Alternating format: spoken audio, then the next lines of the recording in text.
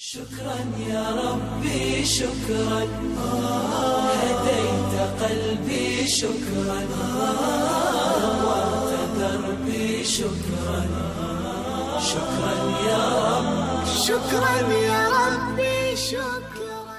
People who have the tongue of truth. So if you forgo the lies and you stick to the truth, Allah is going to give you that chance in society. People will say about you that this is a very righteous man. We can say, we pick something from him. We can actually listen to him. You will be an honorable man in society.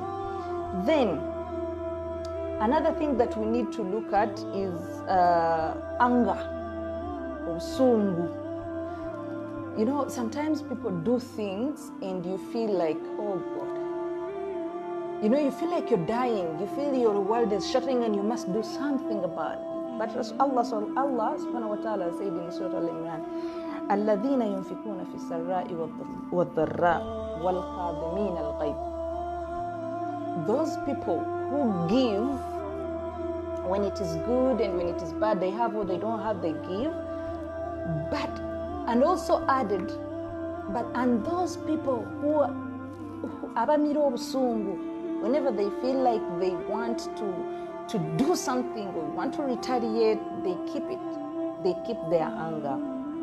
Those and those people who forgive others, who forgive people, those people were promised.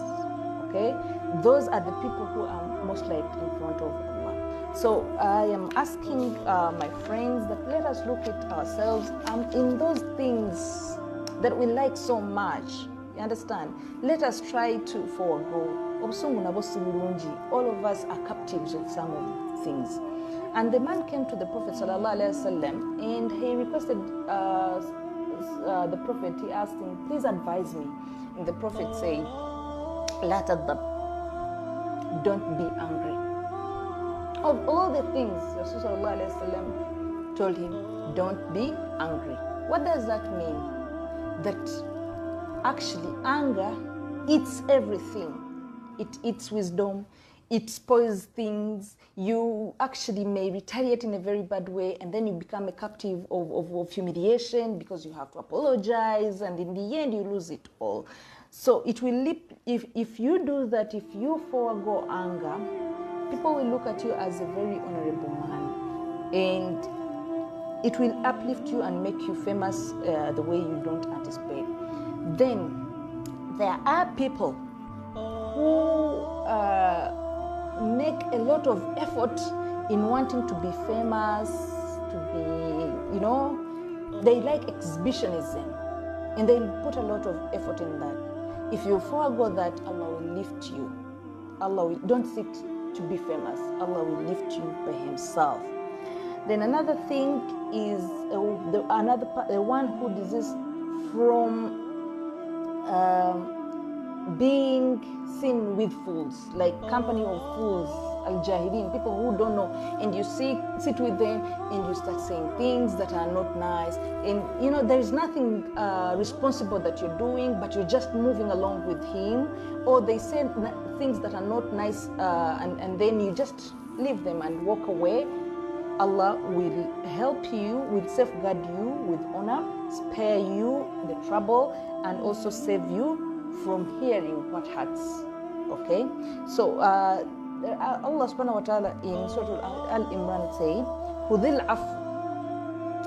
You know, he was instructing Rasulullah to be merciful. Wa'mur bil ma'ruf, you know, encourage people to know each other. Wa'rid anil jahilin. Leave alone those people who don't know. Those who will castigate you, those, just leave them. Okay? And then another example of things that we may have to give up, envy. You know, you will be saved from harm. Your heart, you know, it is lethal poison. It is so bad. It's outrageous behavior, immoral in our society. And it is so common in inferior relatives, comrades, acquaintances, and friends. So we are encouraged to, for you, if you can forego it, You know, just be a nice person. If they get whatever they get, Allah has given it to them. You don't know what they have gone through. So please don't feel bad about whatever Allah has given them and you don't have. If you have to, there are avenues. Like, there are things that we are encouraged to be envious about people. Like, if someone knows Quran and recites it better, and then Allah gave him money and he can give people. So be envious because you need it, and maybe you also want to do good, but not that you want them to lose whatever they have. Then another thing, maybe the second last, is eating food that is not necessary. I mean, like, outrageously, you just eat. You eat until you become a slave of food. You cannot even breathe. So if you stop consuming too much food, it is called, in English, they use the word gluttony. Allah will save you from gluttony. In the Bible, they define gluttony as being, it's a form of idolatry. Like, you believe in food, you cannot live without food, and you just eat anyhow. You know, when Rasulullah discouraged us from eating like that. You don't just eat and fill the whole stomach and then you sleep. When you sleep, you even get bad dreams. You cannot even breathe. Some people get bad diseases. So let us watch how we live, and maybe Allah will save us from some of these things. Then procrastination of paying debts. You just have debts and then you keep posting them and you don't pay people their money. That is also wrong.